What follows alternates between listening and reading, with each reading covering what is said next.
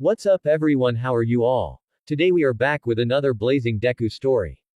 What if Deku was tortured by his friends but saved by a mysterious girl from class 1B? If you enjoy then please like, share and do comments. Everything hurt. He wasn't sure where he was, not even the country name came to mind when he tried to think. Every time the pain waned long enough for his higher thoughts to return, he was met with frustration and inevitable nothingness, fueling the pain to make another trip around. It seemed the angrier he got, the more the pain returned, and it came back with a vengeance. He tried to think, do anything, but each time, he was met with the same infuriating fate. He couldn't remember anything. The last 4 days. Truth be told, he wasn't even sure how long he'd been wandering the streets, looking helplessly ragged but no less concerned for his appearance. Not once had he gazed upon his disheveled appearance, and as he scampered from alley to alley, he wasn't particularly sure if he was going to look at himself, either. The moon setting and the sun rising had become a drawl, common, yet welcomed. The days of which he'd been locked away were not soon forgotten, nor were the nights of anguish and torture, where the only thing the young man could cling to was the sight of the night sky for just a fleeting glimpse as he was moved from chamber to cell. The roundness to the crescent shape of the moon was the only thing that looked upon his broken form with even a glimmer of sympathy, and he'd come to hold that sight as the only thing he could think of. Now, freely able to gaze upon its magnificent pearl glow, he found nothing but solace in its sight, even if the pain came rebounding back, throbbing through his brain, down to his toes. His body would heat up in kind, the burning sensation just under his skin caused him to groan and grunt, unable to cool the rising simmering sensation, but every so often, the moon would smile sadly upon his agony and send a welcomed breeze to brush through his hair and temporarily diminish his aching. Those were the moments he'd try to think, only to be met with a viscous cycle that had no end in place. He growled to himself, clamping his hands in his hand and clenching his head between his palms. Through the action came more pain, and through the pain, came more anger. But there was no moon to help him salvage his mind. Instead, the burning sun glared upon the land, casting its proud golden rays down on the streets below, only a few specific places shielded from its gaze. The young man fell into a ball, ignoring the pang that went through his side as he struck the pavement with enough force to jar his aching organs. A feeble, yet agonizing groan escaped his lips and echoed in the shadowed alley he'd taken refuge in. Once upon a time, he might have even slept here, but the only times he found the blissful state of rest was when his body had taken enough and fell the clutches of unconsciousness. I knew you were an idiot, but seriously. You're going to explore what made the death-like noise. The young man stiffened. He had heard the voice clear as day. Another one came just after. Come on, we're heroes. We can at least try to help people, yeah. We're not heroes yet, and you're not even wearing your costume, so how are you going to aim if we get attacked? Aim. Costume. Heroes. It all sounded so familiar, yet distant, too. Who were the heroes? Where were they going? They kept talking, but their voices were also growing in strength. Were they coming toward him? The groan he'd made had been admittedly loud, and perhaps they were seeking out the source. But if they were looking, that would mean they'd find him. Don't worry, I'll just shock tackle them and we'll be fine. Yeah, really reassuring. Tackle. They were coming to hurt him. Out of pure instinct, somewhere within his brain, a predatory growl escaped his lips and sounded through the alley, halting the two approaching heroes. The young man couldn't see them, he'd fallen prone behind a dumpster, but he forced his injury-riddled body to stand. The scream of his muscles was silenced by the roar of adrenaline flowing throughout him, and he dropped low into a combative stance. He peeked around the corner of the dirty dumpster, spying out two young teenagers, now on guard and looking around frantically for the noise they'd heard. Did you? Yeah. It was your idea to come in here, Kaminari. If we die, I'll beat you in the afterlife. There was a tense moment of silence from all three, before. There. I hear his heartbeat. It's erratic. He's terrified. They knew where he was. He had to strike. Without another moments though, the young, battered and bruised teen rushed around the corner with blistering speed, and drew his fist back to strike down his opposition. What he didn't count on, was his leg to give out underneath of him just before making contact. The days spent running and hiding had taken their toll, he had no energy left to fight. The boy, adorned with yellow hair, yelped and instinctively sent a wave of electricity streaming forward in a dangerous double arc. The first arc danced up along the building wall, sending pieces of stone and brick raining down as it ripped the exterior of the hard surface to shreds. The second, however, made direct contact with the falling teen and sent him into a convulsion-like state, unable to stop shaking and twitching. Holy shit, Denki, stop. The attack, as fast as it had began, ended, and the young man felt the lingering effects still in his body as his whole body felt heavy and immobile. There was a tingling that stretched through his chest, down to his toes, but oddly enough, the rifling pain he'd felt since the beginning of his journey was gone. Temporarily, perhaps, but nonetheless, it was gone. Midoriya. No pain, meant no problem fighting. He could still escape. Though the movement was delayed, he managed to push his chest up and slide his knees underneath his body, before rising into a kneeling position. Despite the lack of pain, there was no doubt in the teen's abused mind that he was nearly incapable of winning this fight. He'd sustained too much damage and could barely move. Midoriya, it's us. Midoriya. Who? The teen looked up, glaring heavily at his two assailants with both venom and fear. Denki he, oh my god. Don't you recognize us? The yellow-haired boy lost the aura of raging yellow electricity that had previously been dancing along his body, and now, he simply looked terrified, yet, undeniably relieved. His eyes, no longer filled with the instinctive fight or flight, were wide, but almost welcoming. The teen felt the quietest instinct within telling him to just respond, say something. But yet, that instinct was not heard underneath the thousands of other desires, which included running or fighting as the two most desired outcomes. The girl next to the yellow-haired teen was appalled, it seemed. She covered her mouth and her eyes were widened and fearful, but they kept darting from place to place on the teen's body. Fear, it seemed, didn't come naturally to her, because the expression looked out of place, in his opinion. Still, he had to escape.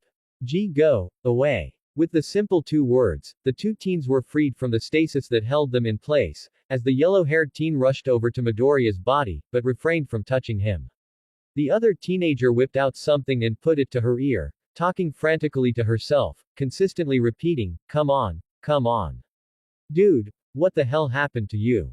Denki whispered, which was just loud enough so that Midoriya could hear him. Still, even with the question, he had no answer. Don't. Midoriya mumbled quietly, falling flat on his chest, unable to hold himself up any longer. Don't hurt me. Shit. The girl muttered angrily, quickly pulling the device from her ear and pushing on it frantically, before putting it right back to her ear. Of all the times. While his attention had been drawn to the girl, he wasn't ignoring the yellow-haired electricity user to his left, keeping a close eye on him. Though there was little he could do, Midoriya knew that if push came to shove, he'd be able to fight somehow, and he'd be able to escape. The only thing he needed was the tingling in his body to abstain, and then he'd be able to force his way out of this situation. You don't recognize me, do you, Izuku? Midoriya didn't answer. He didn't need to. Finally, the girl shouted, causing Izuku's fragile gaze to snap to her relieved form. Mr. Aizawa. We found Midoriya. Found. Had they found him? Wait. Found. They were here to take him back. They were going to take him back. They were going to hurt him. And no. Izuku suddenly began to flail, forcing Denki to take a step back in surprise and a jolt of electricity to jump from his body, though Izuku didn't notice. His sight grew dim, tinted by blackness as a familiar warmth spread through his body and rushed to his joints. Against all the pain he felt, he suddenly found himself standing and glaring defiantly at the two teenagers, sent to capture him. I won't go back. You can't hurt me. Hurry, Mr. Aizawa. He's not well. As the girl put the phone away, the boy put his hands up defensively, and spoke slowly and deliberately. Listen, Midoriya. We're not here to hurt you. We're worried about you, we're here to take you home. To your mother. Mother. Who? He had no mother, right? That's what they'd told him. He had no home, either, right? Home was not the prison, home was not where he was hurt. You can't hurt me. Whether from rage, fear, adrenaline or something else, it didn't matter as Izuku lashed out by pumping his fist forward. A torrent shockwave rushed through the alley following his punch, causing the two teens to shield their eyes and brace their bodies against the sudden onslaught of power that could only be known as One for All. This is The girl grunted out as she tried to counter the force of the punch with supersonic pulses of sound. Denki, on the other hand, was almost helpless, as he desperately pressed his body against the side of the alley in order to avoid being sent flying like a toy in a tornado. He heard the screams of civilians behind him as people were subjugated to Izuku's monstrous power, forcing him to make up his mind on what he had to do. "I'm sorry, buddy." Denki yelled over the wind, even as it began to die down. Shock disc. A ball of yellow static came rushing at Izuku, and even before he'd had time to pump the power he felt into his legs, he was struck by the strange orb, sending a massive surge of electricity through his body, forcing him to fall helplessly. This time, however, he didn't retain consciousness. Suyu had been shopping at the local market when she'd gotten the call. It was a Saturday, and that meant class was out, and after the semester they'd been having, there wasn't a single student in Class 1A that wasn't relieved to another weekend to simply breathe. Lately, there'd been a thick tension in the room, one that seemingly smothered the interactions between classmates, and even choked the energy that was normally present. A few of the less observant students just chalked it up to the type of first year the class had experienced. Those that paid attention to everything knew better. Suyu knew better. The villain invasion at the USJ was what added the weight to everyone's back, and it was the first time any of the students had been exposed to the reality that superheroes lived in. It was one thing to see them, but another to actually be in their shoes, and face the same enemies that they stopped on a daily basis. For some, it showed they weren't ready yet. If Asui were as bold as she was honest, she might have told Mineta that he might be at the wrong school. His quirk was helpful, and his use of it was good, but overall, his demeanor and overall capabilities in combative situations, both physical and mental, were suffocating. If it hadn't been for Midoriya, she wouldn't have survived. Which brought her to where she noticed the void of emotion, Midoriya's disappearance. Honestly, it surprised her that a few of her classmates played dumb about it. Mineta, for one, began to freak out incessantly when it was revealed he was missing, 3 days after he was mysteriously absent. Of course, this did absolutely nothing to help the situation, and it took Aizawa having to use his restraints to silence those that were being overly vocal about the situation. But once it had settled in, certain people such as Mineta pretended nothing happened, opting to live in their fantasy that everything was okay. Hagakure was overly optimistic, though Suyu hardly held that against her.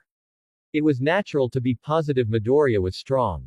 Kirishima kept up a positive facade, but when no one was looking, she could see his skin hardening and his jaw clench, as he was forced to sit through lectures. She knew he needed, to go out and look for Izuku. Kaminari, to his credit, was always a bit of a spaz and often lost his cool in tense situations, but he, too, was dead set on finding his missing classmate, and she'd overheard him talking to Jiro about searching places after school.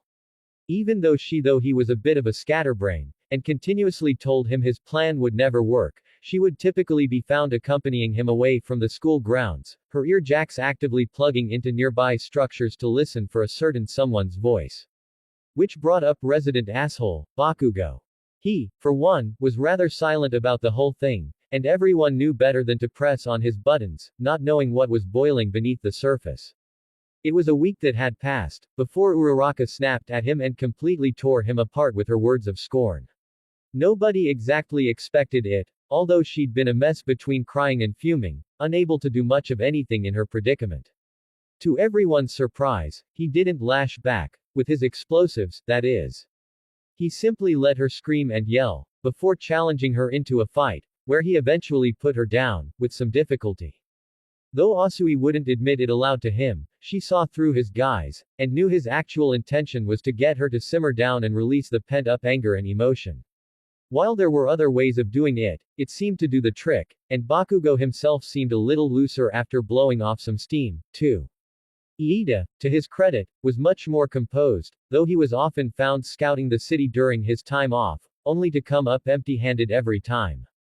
Still, no one could ignore the close eye Aizawa kept on the engine hero, knowing his honorable intentions could be masked by his search for vengeance, as his gaze turned dark whenever he thought no one was watching. Todoroki did little, though he kept a close ear on his father's agency lines, hoping someone would anonymously report some sort of helpful tidbit that could be used to track down the resident ball of timid energy. Everyone else did what they could, but in the end, limitations were just not meant to be overcome. Until now. Aizawa, stern and strict as he could be, was also an understanding man. He knew his students had large hearts, and Tsuyu recognized his dedication for his students back at the SJW when the villain invasion occurred. Despite his iron-clad facade, he was actually quite sympathetic, and he gave his students plenty of wiggle room to operate under then radar, despite the fact that they weren't technically allowed to join in on hero-based search parties. He'd allowed them the right to search, but not the right to a combative situation, and demanded should the event arise, they were only to protect themselves, and they needed to alert a faculty member or nearby hero as soon as possible. And with his emergency number saved in her phone, Tsuyu began her limited searches, often taking her siblings to the park to run about, where she'd keep a sharp eye out for any shady behavior that might somehow be linked back to her missing friend. Of course, it was a far stretch in her imagination to find anyone, and she refused to get her hopes up, but that didn't stop her from trying at the very least. The second her phone lit up with an emergency mass text message, Asui was dropping the grocery list and heading to the UA nursery as fast as she could humanly move. Her phone, still clutched in her hand, displayed the simple message, "He's been found." Now at UA. Arriving at UA, Tsuyu was surprised to see that a good majority of the class was already congregated outside of one of the nursery rooms, though the door was firmly closed, and there weren't any faculty members in sight. A few of her classmates were mumbling softly to one another, exchanging worried looks and hypothesizing what had happened. Uraraka was sitting closest to the door, her hands folded tightly in her lap, and she was looked down, refusing to contribute to any conversation. It didn't take a genius to see the fear plastered on her face, although, there was determination that glinted in her down-turned eyes, as she likely tried to think positive. Iida, strangely enough, wasn't present yet, even with his engine quirk. Bakugo and Todoroki were also missing, though, that didn't surprise Tsuyu as much. While Bakugo had his moments of not being a complete jerk, he still was centered on the fact that he was superior to everyone, and because of that, she wasn't really sure if he actually cared about Midoriya, despite his occasional good deed. Todoroki, on the other hand, was likely training at home, or somewhere else, the location being beyond Tsuyu's knowledge.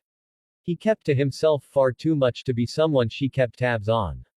Mineta, too, was missing, though his reason couldn't be good. Ishido, Kirishima, Tokiyami, Yaoyorozu, Hagakure, Ojiro, Shiro and Shoji were all standing around, with Ishido taking notice of Tsuyu's arrival. The pink girl offered a weak smile and beckoned the frog-like girl over, to which she obliged. "Tsuyu, you made it," Mina said, a bit too happily for anyone else's taste as they grimaced. It wasn't that anyone could despise her peppy state, there was just so much tension in the air, it could be cut with a knife. Mina's smile, however, faded and her voice lost its step as she glanced toward the still-closed door. "Why, you haven't missed anything, yet. We've all gotten here pretty recently." Shoji, a man of few words, spoke quietly. "So far, no one said anything. I was the first here that I know of. Has anyone seen Mr. Aizawa?" Tsuyu asked. Nobody spoke up, and Tsuyu sighed. It seemed the darkness that clouded their knowledge would continue for a little longer.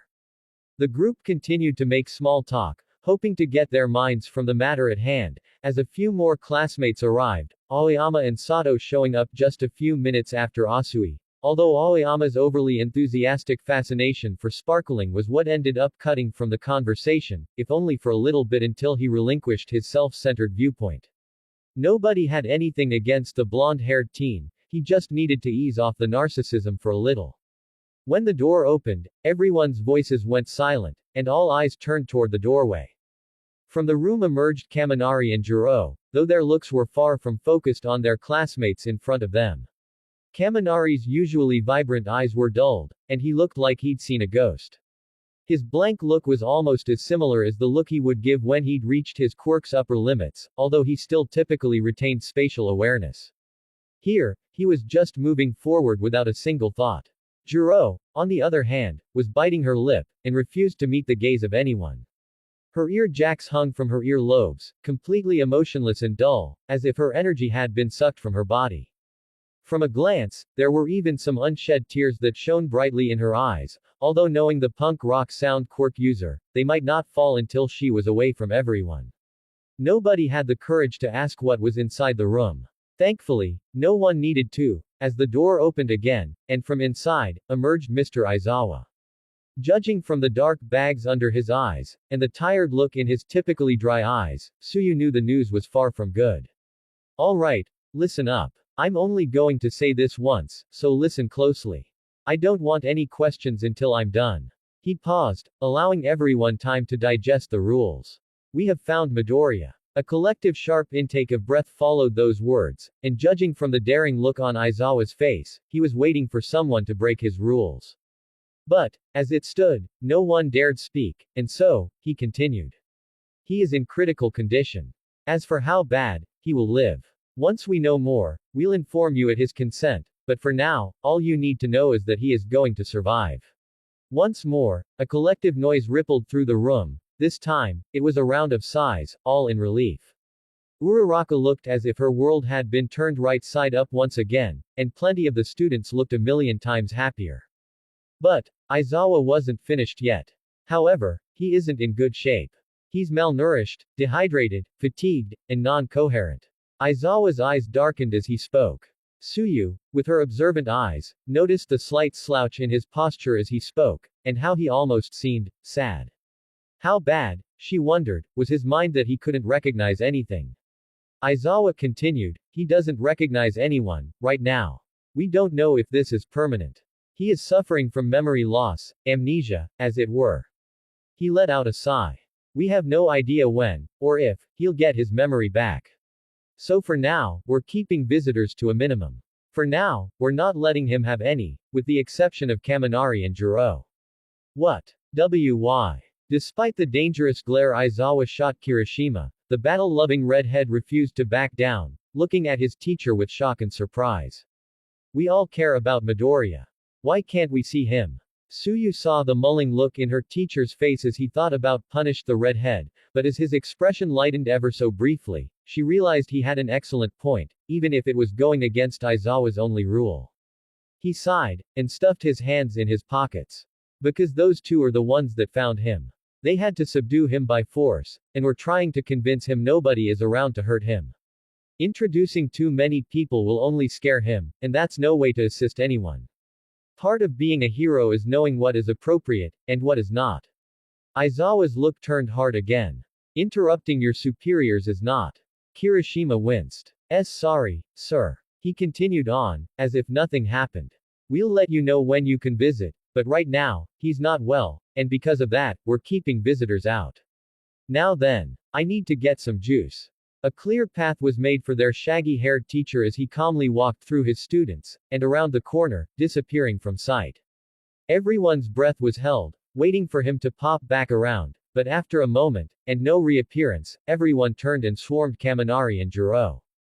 What happened? Hagakure nearly shouted. Are you all alright? Shiro asked. Kaminari. The yellowed-haired teen looked up at Kirishima's stern voice. What happened? He was hurt. So hurt. Kaminari mumbled. He tried to fight, but he couldn't even move. And, I hurt him, more.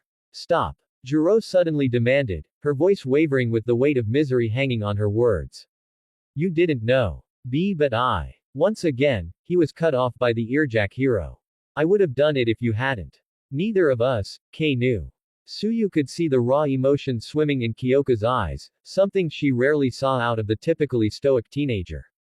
Whilst she had her spurts of playfulness or cynical sarcasm, she was never, like this, even after the villain's invasion, she was relatively stable. Now, however, she was, broken for lack of a better word. It took all the frog girl's strength to remain straight-faced. Kaminari took a deep, shaky breath, looked everyone in the eye at least once, and spoke once more. His eyes were so scared, like, he was afraid we'd kill him or something. But that's not the worst part. Jiro stepped in when Kaminari couldn't finish. He didn't know who we were. And when he finally stopped fighting us, all we could see was the look of someone, who'd been tortured. Kaminari whispered, though he may have well yelled it with how quiet the hallway was. He couldn't have been tortured, it was impossible, Suyu wanted to say. But yet, deep down, she knew it was a very possible outcome.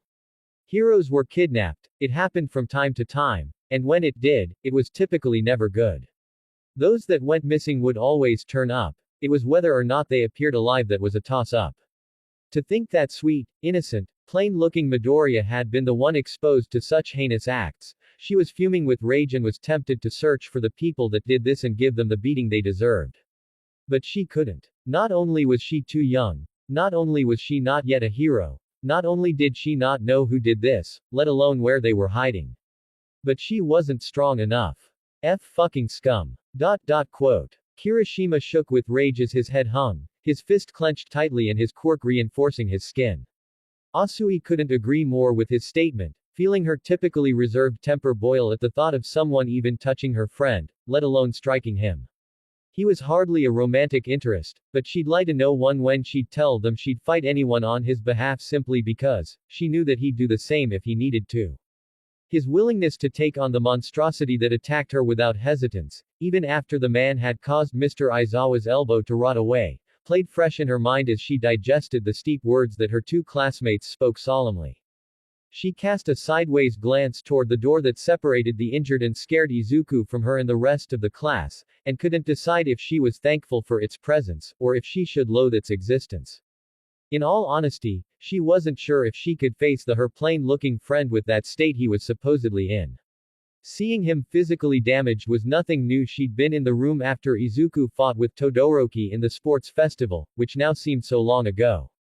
But seeing him mentally broken, she wasn't sure if she could do that. Her heart almost skipped a beat as she recalled the last time she'd seen him was at the sports festival award ceremony. After the school had given the students a few days to rest and recuperate, he'd gone missing. And just like that, the whole ordeal had begun. The last time she'd seen him, he was smiling brightly, soaking up the experience and limelight that came with such a prestigious event, tears shimmering happily in his eyes. His eyes were so full of life and energy, it had been hard to ignore his infectious joy that seemed to leak from his body like water from a cracked cup. Now, though, she swallowed thickly, trying to ignore the budding negative thoughts in her mind. Well, now they might never see that joy again. And she wasn't sure if there was a way to prepare herself for that. It had been 2 days since Izuku Midoriya had been found, brought to Ua, and been treated for his injuries. When Izuku had first come in, Recovery Girl was almost certain he was going to be impossible to heal. Her quirk, Recovery, relied on a person's stamina and own healing abilities, in order to heal the recipient.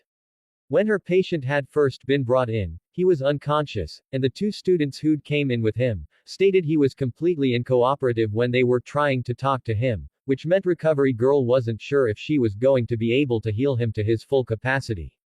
Furthermore, she wasn't even sure if she should restore him to full strength. From the sound of it, his mind was too far gone, and he would be a danger to himself and everyone around him, should he have his full power restored. She hated seeing children hurt, but this was the one time where she was actually reluctant to heal someone. In an effort to understand what to do, she'd uncharacteristically reached out to All Might for his opinion.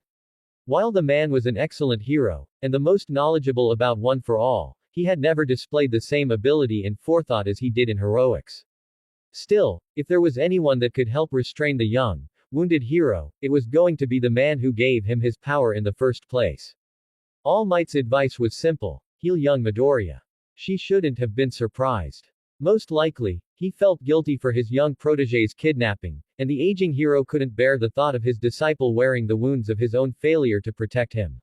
She couldn't blame his hasty decision, though she did wish he would put a little more thought into things. Outside of battle, his ability to break down situations was beyond subpar, and for that, she typically avoided going to him for crucial decisions. Still, she respected his wish, and thus, she'd begun administering small healing sessions with the unconscious hero in training.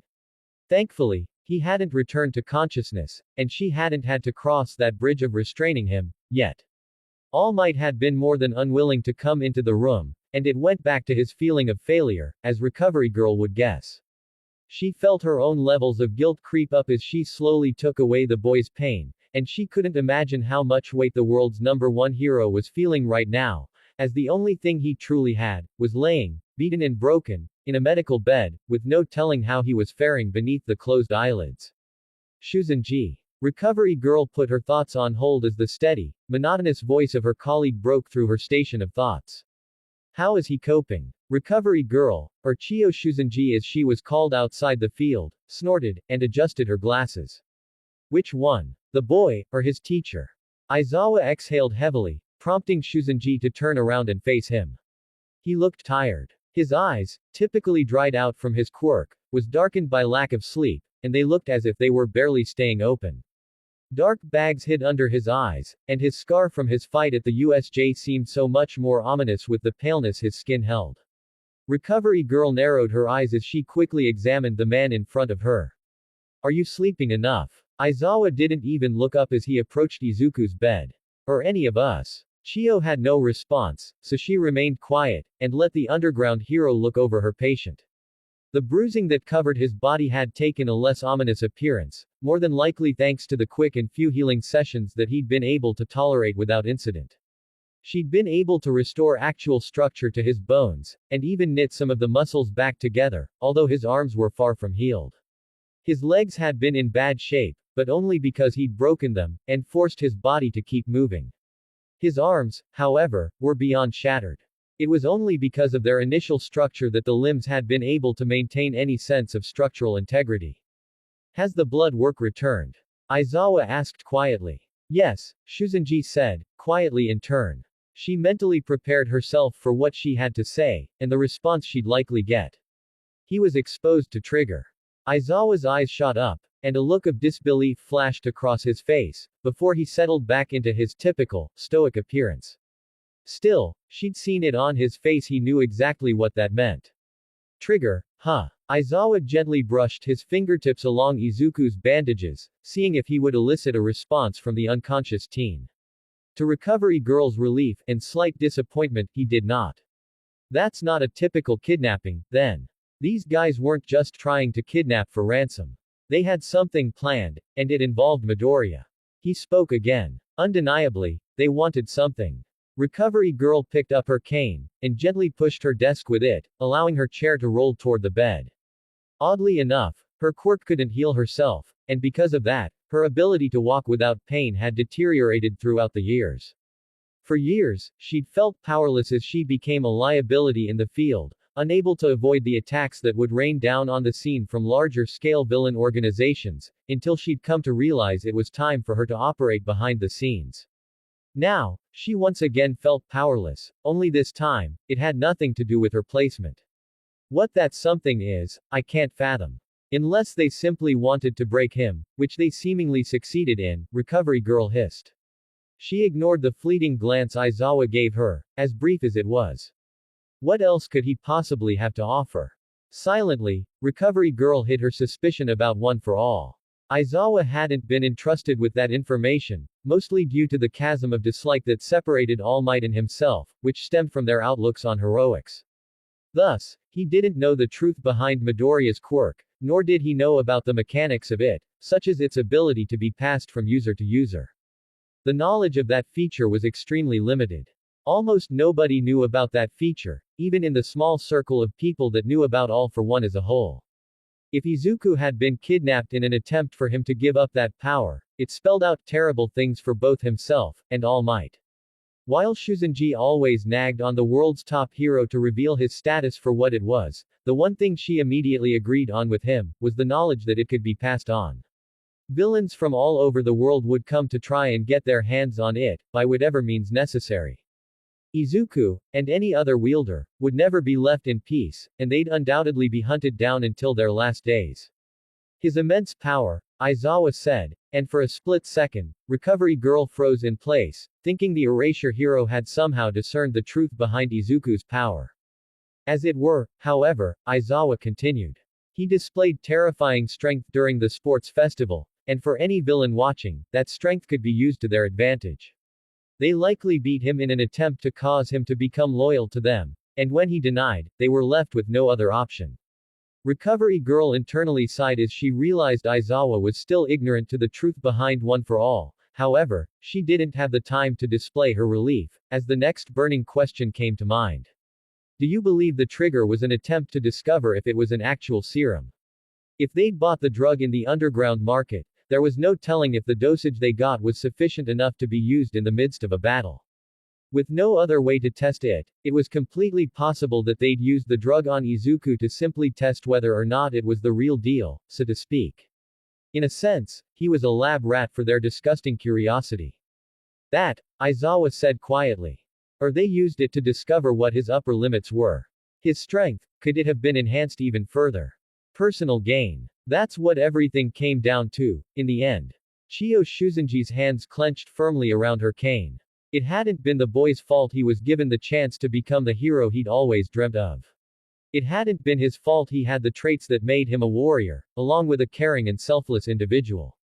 He hadn't anticipated that, by fighting so fiercely in the tournament, he'd be kidnapped so that a bunch of lowlife criminals could test their new toy on him. His exposure and kidnapping, it had been a freak accident, one that could have happened to any prospective student hero. To any hero trying their hardest to stand out for the crowd. This time, it just happened to be Izuku Midoriya. I don't think so, Recovery Girl said at least, pushing the anger and rage to the side as she addressed the topic at hand. His quirk allows for his body to use its absolute peak power. The human brain typically restrains that potential, because it would break our bones and tear our muscles, as you've already witnessed. Perhaps these villains didn't know that, and they were just lowlife grunts who happened to stumble upon something that'll get them there. Big score, but even then, I don't think that's what happened. Shuzenji, what is his quirk, exactly? Recovery Girl gave no outward indication that she was worried, but internally, she was already formulating an elaborate ruse. Whilst she disagreed with All Might's decision to hide his identity, and his quirk, she knew it wasn't her place to reveal anything, no matter how much she disagreed. Part of medicine was knowing what confidentiality meant, and how that applied to each situation. This was no different. It's hard to say. I haven't asked him much, aside from what I just mentioned. It seems to be a strength amplification quirk, and, as I said, it unlocks the hidden potential that we're limited from, due to the repercussions of the power. Simply, this boy is just going to need to train to use that power to a greater extent so he can limit those injuries. It was difficult to tell if Aizawa bought the lie outright, if he took bits and pieces and truth and marked the rest as a fib, or if he simply thought the entire explanation was a huge lie.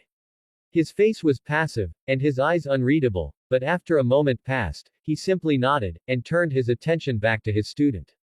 I see. A gentle rap on the door immediately pulled both UA faculty members' attention to the noise, and both prepared for the spiel they'd need to give the student that was likely waiting on the other side, hoping to see their injured schoolmate. Recovery Girl got off her chair and walked over to the door, and opened it just enough to peek through the crack. To her immense surprise, she was met with a tan suit attached to an immense man.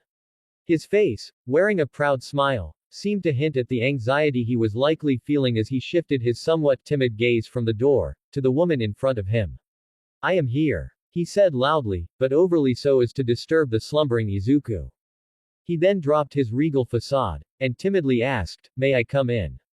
Chiyo Shuzenji knew better than to deny the mentor his request, and she opened the door wide enough so that the mountain of a man could slip inside.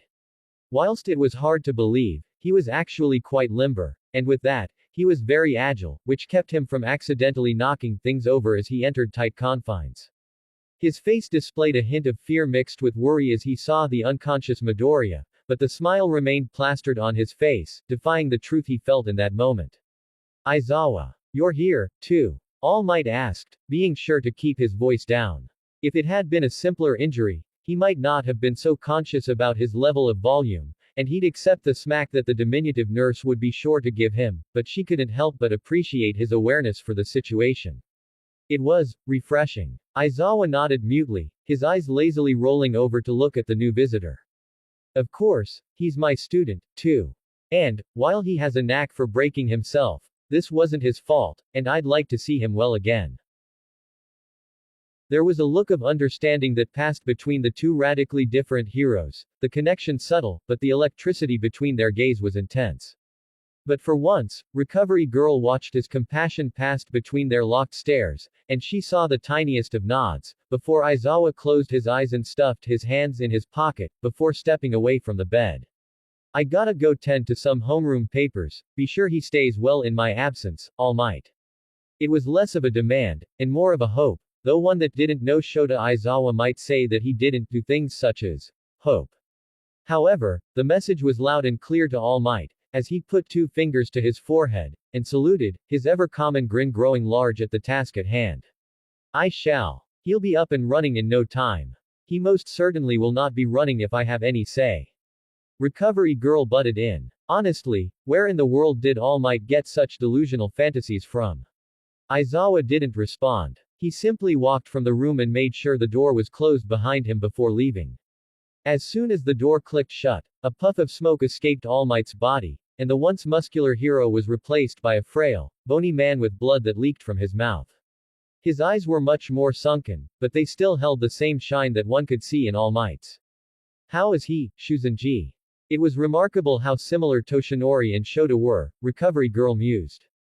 Despite their radical differences in both personal operation and outlook, they shared such similar beliefs in heroics as an act, and their care for their students was so obvious, no matter how they tried to hide it, though, in All Might's case, he hardly tried to hide it.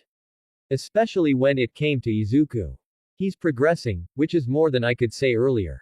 Toshinori hummed quietly. Has he awoke? No, Shuzanji said. And that's a relief, quite honestly. I doubt I could contain him without assistance from either you or Eraserhead. The sickly man known as All Might was quiet for a moment, drinking in the appearance of his broken-down protege. Even though he tried to mask it, horror and shame coated his features like black paint on a white fence, and Recovery Girl didn't even need to have telepathy to know what he was thinking. You're going to blame yourself, that's natural, but how is that going to help the boy? It won't. Toshinori said simply. His eyes didn't break from Izuku's body. But I still should have found him sooner. This is my fault. They were after One for All. Recovery Girl's breath hitched sharply. You don't mean. No. They weren't actively attempting to steal its power, but they were trying to make it their own, by enslaving young Midoriya. I've seen it a few times in my day. This isn't a new practice, and unfortunately, it won't be the last one, either. The sludge villain that I fought before the UA entrance exam this fall, where I originally met young Midoriya, was the last time I'd seen this kind of thing. It was far more tame, but nonetheless, it was the same basic idea. Find someone with a powerful quirk and break them to use them to your advantage. Recovery Girl was silent. She had nothing left to say, after all. There are other concerns, Toshinori said quietly, causing Recovery Girl to eye him uneasily. It wasn't like him to appear so foreboding, but yet, his words carried weight, though Shuzanji wasn't sure how much weight was upon them. The other students must be informed, eventually. I would imagine they've already been told by the 2 that found the boy. Toshinori sighed. Yes, but to an extent. They don't know the truth. Nor do we, Shuzanji countered. The agency exposure field days are about to begin. We held off in order to give the students time to adjust with everything that happened. But I can't help but think the longer we hold off, the more we take away from their ability to grow, Toshinori pointed out. It had been a rough decision by the faculty to suspend the initial passage of the agency recruitment, but with everything that had happened between the USJ and then one of their students mysteriously vanishing, it hadn't seemed like a good idea to force the up-and-coming heroes to ignore their friend and become distracted by his disappearance. While it cost them about 2 weeks, it stood to reason that nothing was significantly pushed back, and the end of term would still be in the same amount of time, if not slightly pushed back a few days. It didn't help that a hero killer was on the loose, threatening to strike down anyone who crossed his blade. With all the threats looming on the horizon, suddenly releasing their students into the wild world didn't seem like such a great idea, even if they were training to be heroes. You're afraid of their feelings for being kept in the dark?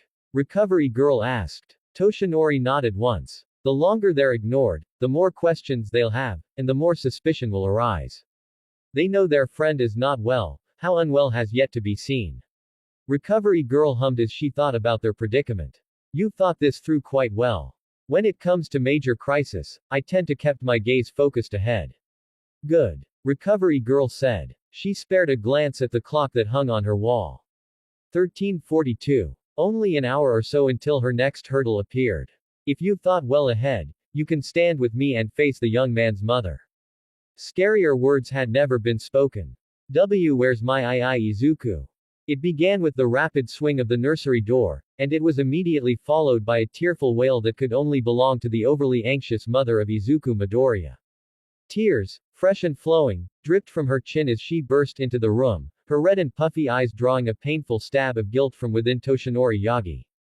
Recovery Girl, for all of her patience that came with dealing with the family members of injured heroes, knew this was not going to be easy.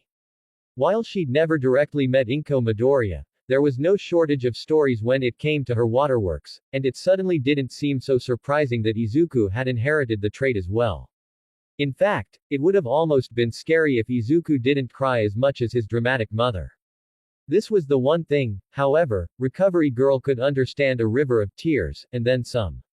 Mrs. Midoriya, I humbly apologize for the wait, All Might said in his deepened, heroic voice. His form, whilst strained from past injury, had been shifted to his muscular form in order to appease the terrified mother. While his size might ordinarily be intimidating, Chiyo Shuzenji doubted any mother was going to care about the size of anyone when it came to seeing her baby. Inko didn't respond right away, as she locked onto Izuku's peaceful slumbering state, and rushed over to him. She immediately ran a hand through his knotted green hair, which had become shaggier during his time spent within the villain's clutches. She seemingly paid it no heed, however, as she whispered caring things to the unconscious teen, continuously running her hand through his hair. You'll be okay, why you'll be okay. Her delicately wavering voice sounded so fragile, so ready to break, that Recovery Girl almost felt the need to give her a gentle hug. However, the elderly nurse knew better than to make the first move. This was simply the calm before the storm, and the storm was sure to strike with vengeance. A few moments passed, where the only thing that was said was whatever Inko whispered to her son, gently brushing her fingers along his arms, shoulder, and face, simply soaking in his existence. Understandably, she wasn't sure if she would get the chance to see him again, alive, that is. I apologize for how long it took, Recovery Girl finally said. She knew she'd be the first to incur Inko's wrath, but nonetheless, she deserved a handful of the blame in that regard. It had been her decision, after all, to keep Izuku under her care, and to deny any visitors, no matter who it was. Inko slowly turned from her son and, despite the tears in her eyes, lowered a weak glare at the duo, to which was met with lowered heads in a bowed posture. Who decided to keep me from my son? Ah, that would be me, Mrs. Midoriya, a smooth, higher-pitched voice said, surprising the three people in the room.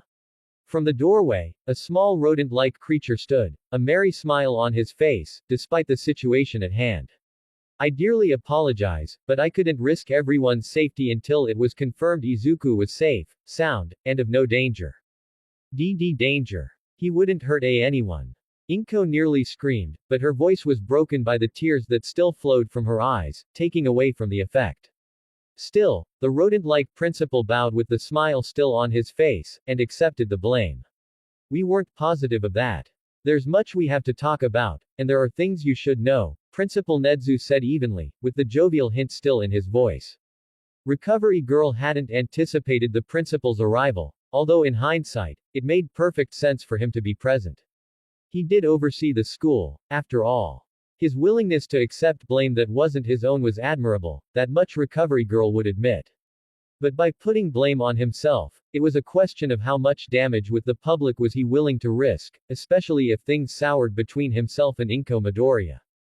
Like what? My colleague shall explain, Nedzu said, gesturing to Recovery Girl. The elderly nurse took that as her sign to introduce herself, giving a small bow as greeting, and though she didn't expect it to be returned, she was pleased when Inko nodded her head in response. It wasn't formal, however, it was more than what she'd been expecting. Greetings, Mrs. Midoriya. My hero name is Recovery Girl, and I work for the school medicinal department. My quirk, recovery, accelerates the body's healing factor, but requires the patient to have the stamina to keep up. I've been working with your son since he's arrived. His condition is improving drastically, and soon, he should be back to full health. I thank you for that. Inko said quietly. Her gaze, tearful, leveled with the UA faculty, and behind her fears, they were a fire that burned, dedicated to protecting her son. But he shouldn't need protecting. Everyone needs protecting, Nedzu said evenly. To this, Recovery Girl agreed silently. The world wasn't fair. Those with powerful quirks typically reigned supreme, from their positions in the underworld, to their sudden ascension in the business world, and they rarely faltered. Combining strength with charisma, or power with strategy made for a dangerous adversary. Nowadays, civilians rarely understood how much they needed protection, because they rarely understood of the dangers that lurked above or below. The media tended to put their focus on the events or people that were visible, which gave those under the radar villains the cover they needed to operate. Whatever the media failed to report on, was essentially invisible. All Might took this moment to speak. It is my fault, Mrs. Midoriya.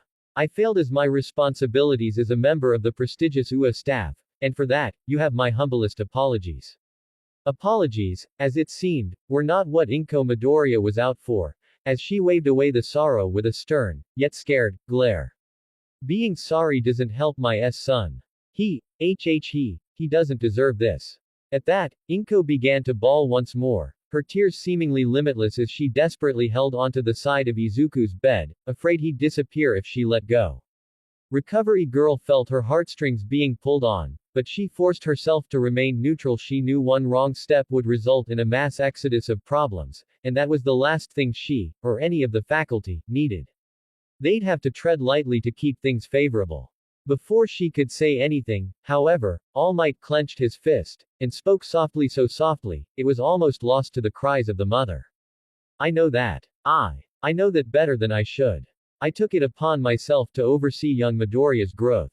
I push him to become the hero he desires to be, and yet, every time he is injured, I feel as if it lies upon my shoulders.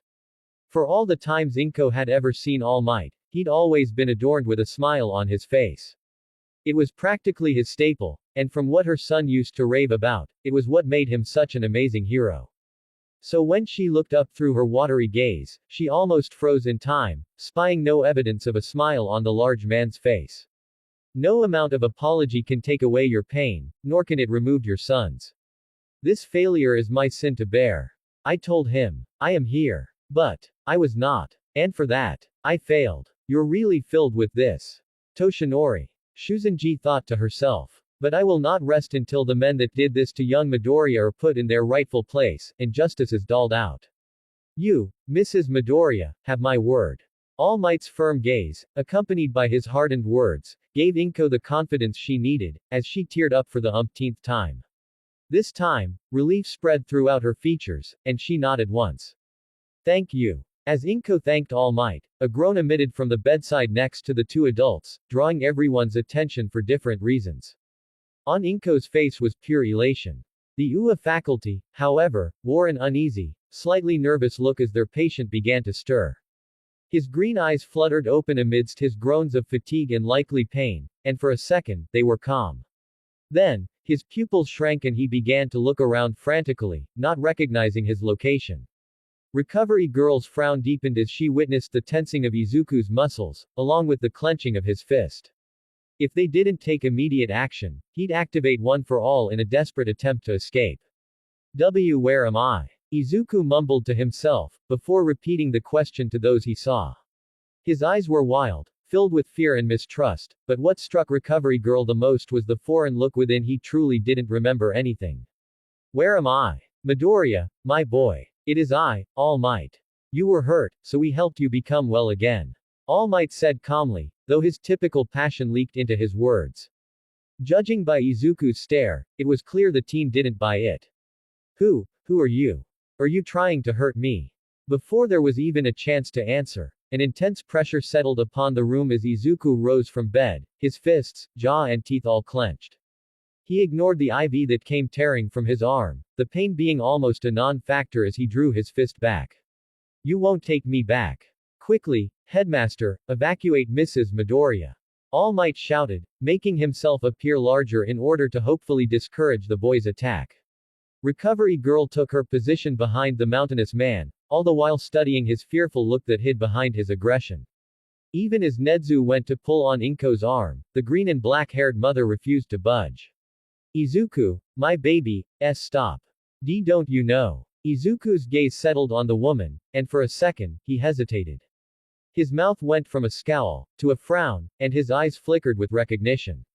Then, his gaze turned fierce, with sorrow etched between the lines. Why you? You can't be real. Izuku mumbled. Tears began to pool at the corner of his eyes as he stared at his mother. Why you? You died. You're not my mother. It would be hard to miss the heavy atmosphere that hung over the classroom like a giant wrecking ball, just waiting to fall at a moment's notice. Tensions were high and the mood was somber, so much, that even students like Hagakure were hard-pressed to bring their typical enthusiasm. The lively girl was even less noticeable than normal, thanks to her lack of energy, and it worried some students. Mina, especially. The pink-skinned girl was by far one of the most observant people in all of Class 1A, despite what people might have thought. She was the very definition of attentive. Her eyes didn't just search for gossip-like material, contrary to popular belief. Just as she was a social butterfly, dancing from person to person, her eyes were darting from body to body, drinking in body language, expressions, and habitual tendencies like they were sweet, sweet nectar. To her, reading a person's mood and mental state was her specialty, and she prided herself on her ability to catch on to things before anyone else could. It wasn't always the easiest job, but it was rather rewarding, and it had definite benefits. Hell, it was almost like a second quirk with how much she did it. Which brought her to the present moment in her current predicament. Everyone was out of sorts, and it was throwing her off, as well. Midoriya's sudden kidnapping, accompanied by just as rapid rescue along with his mysterious condition, caused a torrent of emotions similar to that of a roller coaster. The problem was, the ride wasn't halfway over, and people already seemed so tired of it. Of course, nobody wanted to be in this situation, but Mina knew that they were signing up to her heroes, and that meant the rest of their life was going to be filled with twists and turns so sharp, not even a hero with limitless stretching would be able to turn with them. But yet, Ishido didn't have even the foggiest idea of who to help first. Uraraka was a mess. She was hiding her feelings in a bottle that was practically cracking at the seams, ready to explode in a shower of rage and misery. Iida was a darkened mess of unhealthy brooding, and coupled with his overbearing nature made guilt seep from his mental state like water in a strainer. Mineta was a crying, blubbering mess, and when he wasn't crying, he was practically a hollow shell with no responsiveness. Even Bakugo was a disaster. Nobody could pinpoint it, but the Mr. Explosive Disorder, as Mina would sometimes call him, was far too silent for his own good. He wasn't bubbling with guilt like Iida, nor was he storing away his feelings like Uraraka, but he wasn't coping perfectly well like he let on, either. Mina knew better. He was hiding something. Problem was, nobody could talk to the kid. Not only was he nigh unapproachable, what, with his natural asshole-like tendencies, along with his violent outbursts, but he also made it a goal to stay clear of conversations that related to his feelings. Not even Kirishima could get him to open up, and the redhead was notorious for being able to get Bakugo to see his way. And nobody could ignore Jiro and Kaminari's broken reactions.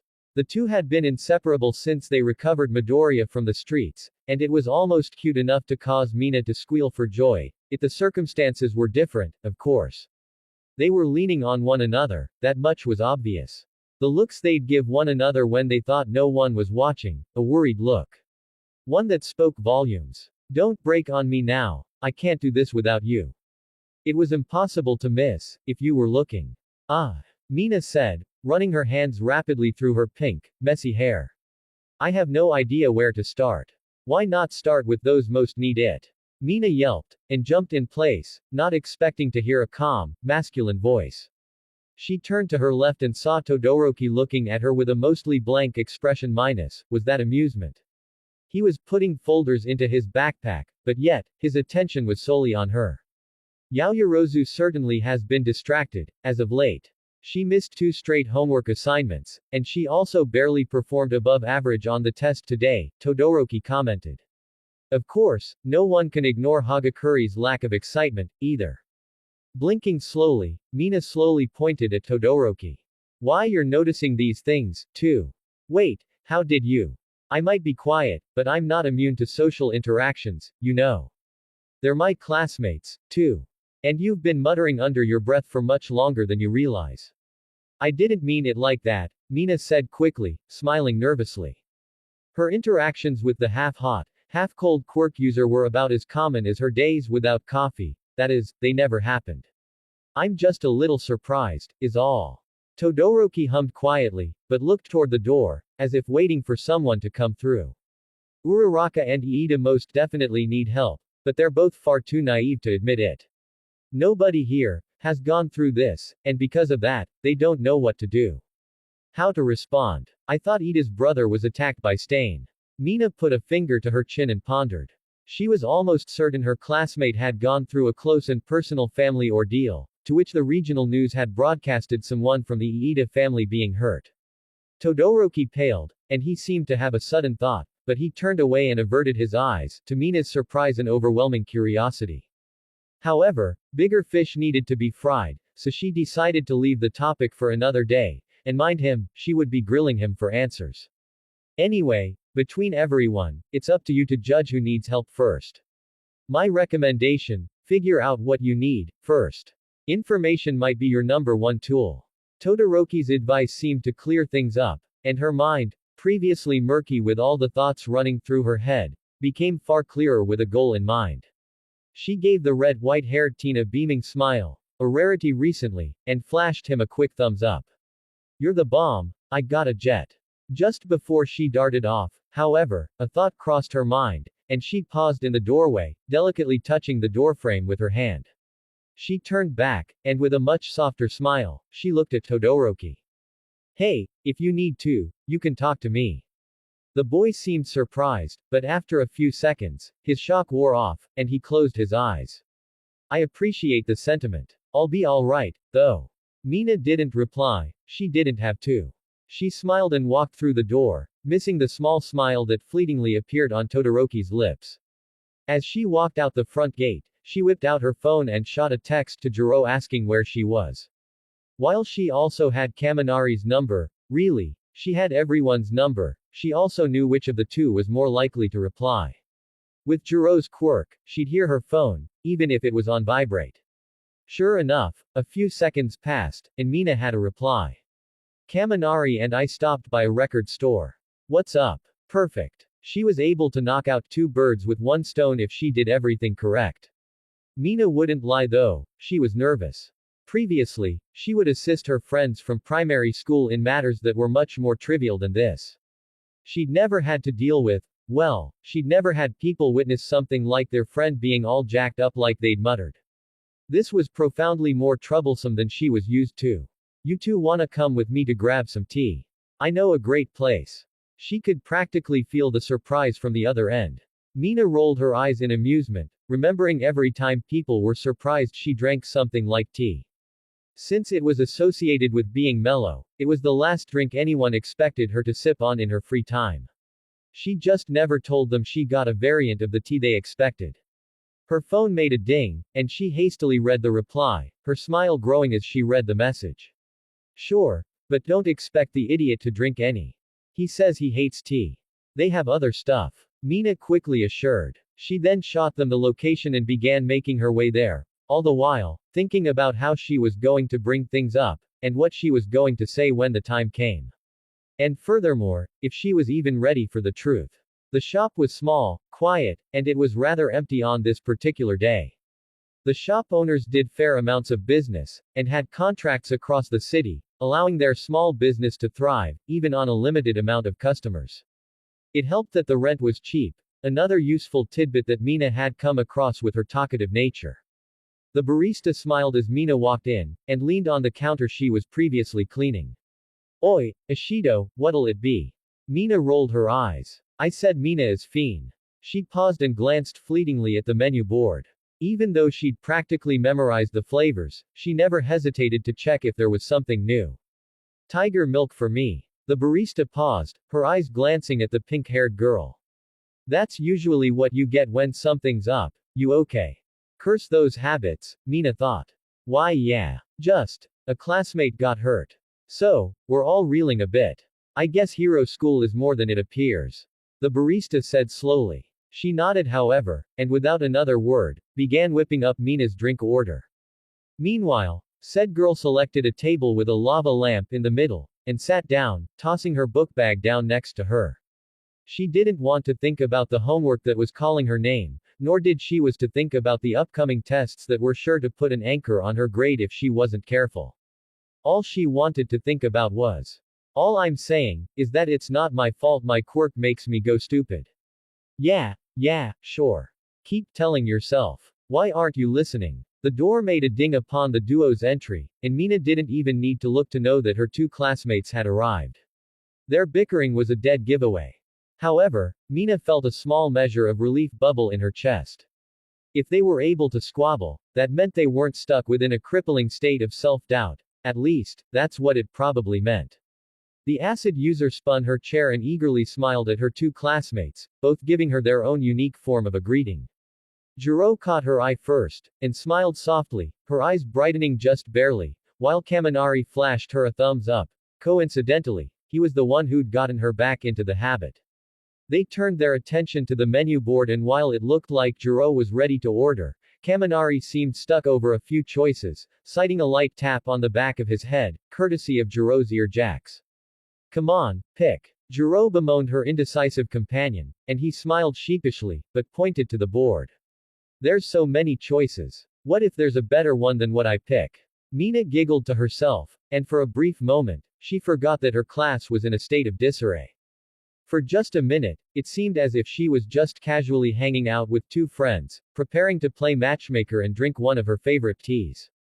She watched as the two finally ordered, a look of amusement clearly on the barista's face, and surprise overtook her as Kaminari used a diversion shock to cause Jiro to drop her money. Though the earjack heroine was annoyed and scowled angrily at her companion, he took the moment to slide money over to the barista for both his drink and Jiro's, without her knowledge, or likely, her consent. Admittedly, Mina had to confess he was every bit as sly as he let on.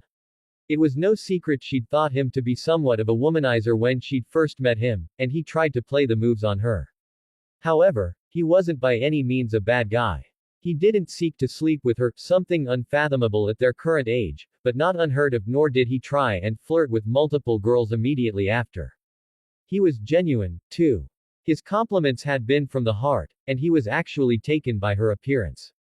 She'd later come to realize he found most girls attractive, and that was just his nature to fall quickly, but recover even quicker.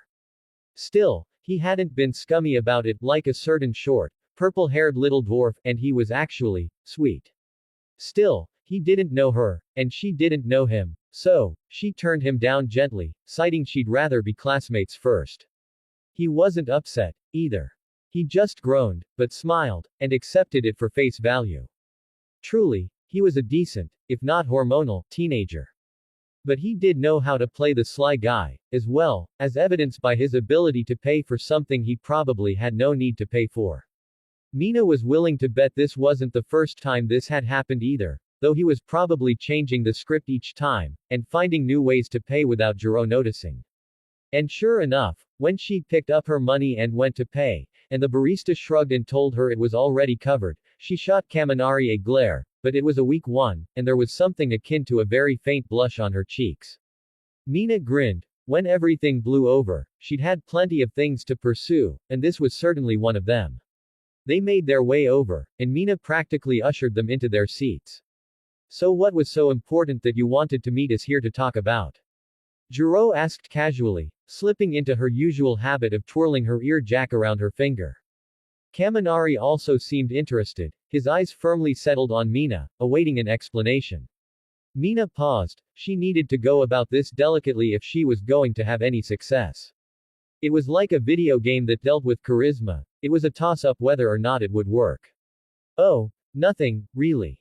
I just hadn't hung out with anyone in a while, and I figured you two could, use a bit of a break, Mina said casually. She watched, from the corner of her eye, as Kaminari twitched ever so slightly, and as Jiro's twirling slowed down for a half-second, before resuming. She'd succeeded. They were on edge, but not on guard. Plus, I've been wanting to bring people here for a while, but everyone's always too busy, or whatnot. Slipping in more casual statements could only help keep their eyes off the trail they were heading down. There was no doubt that they'd be aware eventually, but she didn't want it to seem like the only she'd called them was to gossip about sensitive subjects. Kaminari took his eyes off the pink-skinned girl to look around the cafe. It's kinda quiet, but it's nice. Live music would really spruce it up, though. Mina smiled. They actually do live music on Saturday nights. I think they karaoke, too, but I've never been here for that. Nobody really likes that sort of thing. She glanced at Jiro, who was also looking around. Mina noticed the tremble in her jaw, likely a response from memories playing in her head at the current moment. It was hard to tell what she was thinking, but it wasn't hard to tell what she was feeling. She was nervous. And if even the prospect of music wasn't enough to distract her brain, then it was something serious. Before Mina was given the chance to ask, the barista came out from behind the counter with a platter, and the 3 drinks on top. They were each inside a glass mug, delicately decorated depending on the type of drink ordered. The tiger milk tea came in a mug with a fierce painting of a forest tiger on it, the orange fur being colored by the contents on the drink inside, and the black stripes being thermally introduced, a result of the cold tea within. Honestly, this place was so cool, she mused as she smiled at the barista. Thanks, Mai. She smiled. My pleasure, Ishido. It's Mina. Say it with me. Mina. Mai simply smiled again and bowed, before slipping back behind the bar without another word. She was so quiet, but like Mina, she was extremely skilled at reading people. It was something the two had bonded over during the first few of Mina's initial visits. Mina turned back to Jiro and Kaminari, both of which were adamantly sipping on their drinks, taking in the quaint little shop. For Mina, the time was perfect to jump on her questions with their minds a bit distracted. So, is everything okay? One could almost miss the way Jiro paused mid-sip, her eyes darting to the boy sitting next to her, as if reassuring herself that he was still there. Kaminari's eyes flashed to Jiro, as well, and they locked eyes for less than a second, as if just making sure the person beside them was still in one piece. It was almost sweet, if it weren't so concerning. I know it's a bit intrusive, but I just wanna make sure you guys are okay. It's been a. Mina paused as she thought about the right word. Hectic few days. Jiro sighed as she placed her cup on the table, still keeping her hands wrapped around the outside of it. She'd opted for a hot drink, judging by the steam that softly arose from the top of the cup. Her eyes rested downward, and her face fell. It's been a process. If Mina had been any less observant, she might have missed Kaminari's free hand start to reach out, before halting, and moving back to the cup he was holding with his other hand. His face, too, had become somber, but he looked upon her with worried eyes. Finding Midoriya was rough. Mina would have snorted if the situation had been any different. Rough probably was downplaying it. It was less him attacking us, but more of his state. He was just so busted up. It was like, kinda horrifying, honestly. Kaminari took the opportunity to speak, seeing as how his friend had decided to be honest. He's always been really innocent. You know, he's like a cinnamon roll with how timid and stuff he is. Even when he gets all madman and stuff, he's still an innocent guy doing innocent things, shit. Kaminari's fist clenched and clamped his eyes shut as he appeared to be in thought. And now, he's all jacked up and we can't do anything. He whispered the last part, but it was probably the loudest thing he'd said thus far. Mina felt her heart aching as she looked at her 2 classmates. They were torn up bad, and there wasn't anything anyone could do to relieve that guilt they felt. Jiro. Kaminari. The duo looked up slowly as Mina asked a question she still wasn't sure if she wanted to hear the answer to. What? She froze, unable to come up with the proper way to ask the questions that accumulated in her mind. How did he look? What happened? The two exchanged a look, as if uncertain if they should answer. And partially, Mina knew exactly why that was. It was confidential information, and they were only privy to it because they'd be the ones who'd found him. If they'd been kept in the dark, it would have been a nightmare trying to fend off the constant barrage of questions the students would likely spring upon anyone who may have known. Rumors would begin, and they'd burn the situation to the ground if left unaddressed. Mina, it's not that we don't want to tell you. Jiro began, and Mina knew exactly what came next. It's just, we can't tell you. Why not? It's classified. That's what Recovery Girl said. Anyways, Kaminari replied. It was clear the two didn't firmly believe in those words, because their expressions wavered, and with all her skills she'd accumulated over the years of being a social butterfly, she could see their desire to speak out. Mina restrained her desire to hit something out of frustration, a unique emotion for her, because she so rarely became flustered. Were his classmates? Hell, were his friends? And it's eating you too alive. There was a silence. And then, there's a rumor. Mina looked up slowly, Jiro keeping her eyes averted as pain flashed inside them. Midoriya doesn't remember his mother. Why yeah, I know. Quote. Mina mumbled. She recalled Mr. Aizawa saying that Midoriya was experiencing symptoms similar to amnesia. His forgetting his mother was a bit surprising, and even more worrying, but it wasn't that unexpected, either. Mina was no doctor, so she didn't know the specifics to how amnesia worked, but if it was anything like the television shows made it out to be, it usually wiped a person's mind clear of most to all information. So while it sucked Midoriya forgot his mom, it would seem to make a tiny bit of sense. Dude, he thinks his mom is dead. It's a little more than not remembering someone. Kaminari said suddenly, eliciting a scowl from Jiro. She went to hit him with her ear jack, before growling angrily and retracting them before she made contact. I was getting to that, idiot. Besides, we just said we weren't allowed to say anything. It's going to get out eventually. Who cares? I care, you bucket of bolts.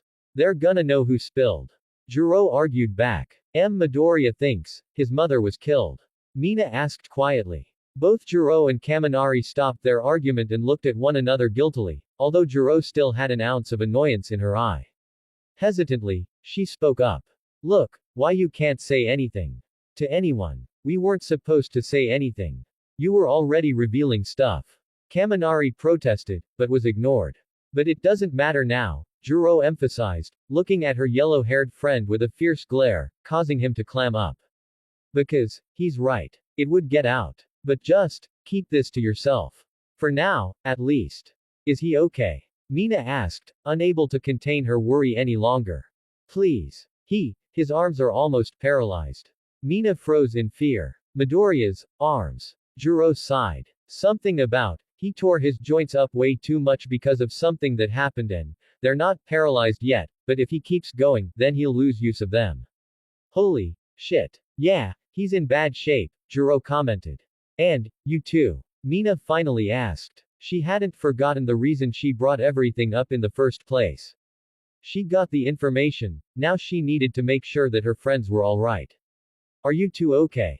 It's terrifying to see one of your classmates in such a shitty state. Kaminari stated bluntly. Typically, he had a bit more style to his word choice, so a blunt statement from him was like a sledgehammer to glass. He looked possessed. Like, the only thing he cared about, was getting to safety. More than that, his eyes were haunted. Broken. I could hear his heartbeat. It was so fast. He was scared. He thought we were going to kill him. Imagine, being so lost that you think your classmates, why your friends, are trying to murder you in cold blood. Jiro set her cup down, her interest in the cooling drink now completely diminished. She brought her feet up onto her chair and pulled her knees to her chest, ignoring how awkward it was with a school uniform on. I think that'll haunt me, for a while. His words, he just wanted to get away. I think shocking him was the most difficult thing I've ever done. Kaminari spoke as he stared at his hands. Stray bands of electricity danced along his fingertips, connecting his fingers in a thin line of brief yellow light, but for once, he looked disgusted. I don't think I can forget what I did. I've never felt the pain I've induced on someone before, but that time, I did. I told you, Jiro said firmly through the wavers in her voice. You had to. There could have been another wa. There wasn't. Jiro smacked the table. It was either, you put him down, or I blasted him. And believe me, your version was far more merciful. All I would have done was ruptured his eardrums, maybe prolonged the fight. You at least limited the destruction he could do to himself, and everyone else. Maybe. Kaminari whispered. No. Mina said. You did the right thing, Jiro's right. Midoriya is powerful. We saw what he could do. We're all taking an oath to become heroes, and that means you have to things that aren't going to be easy. You were the only one who could have done something without hurting him more. I could have thrown acid, but how would that helped? Bakugo would have just blown him sky high. That doesn't help, either. You did what you could with what you had. Jiro flashed Mina a brief, but appreciative smile, and delicately touched Kaminari's free hand. He nearly flinched away, but settled as he realized it was only the earjack heroin. You did good. Kaminari. His smile was weak, in return, but it spoke volumes. It meant he believed them. And that was a step in the right direction for Mina. While she would have loved to help Jiro, she knew that any helping advice would have paled in comparison to what time could offer. There were no words that could reverse the implementation of Midoriya's scared eyes in her brain, nor were there any words that could outright remove the image. All that could be done was let time take its course, and hopefully, the image would fade. And maybe, it'd fade when she saw Midoriya up and walking around without a problem, and the natural, energetic light in his eyes returned. Mina stole a glance at her phone. The time was hardly late enough for her to need to return home, but she could sense the duo needed time with one another, so Mina politely stood up and excused herself. I should get going home. I'm sorry for prying, but thank you for the information. I won't tell anyone. I hope I helped a little. Jiro and Kaminari both offered worn, but appreciative smiles, and nodded simultaneously. Though, only Jiro spoke up. Yeah, you did. Both of us feel better, talking about it. Thank you, Mina. She bowed. You're welcome. She bid the duo a farewell, and she didn't stop walking until she arrived at the train station. She didn't start thinking until she was on the train. She didn't stop thinking until she was on her bed at home, her thoughts akin to that of a wild monsoon. She didn't stop crying until she was called for dinner, and her mother worriedly came in to comfort her. Because as much as Mina told herself that she'd only gotten information for others, she knew she was lying. She, herself, needed, to know what was happening. She cared, so much, for her black and green-haired friend. He was sweet. Innocent. Everything that was right with the world, and somehow, he was exposed to everything wrong with it. She knew she wanted to help everyone in her class. They needed it. But she had been ignoring the most obvious observation of all. She needed it, too.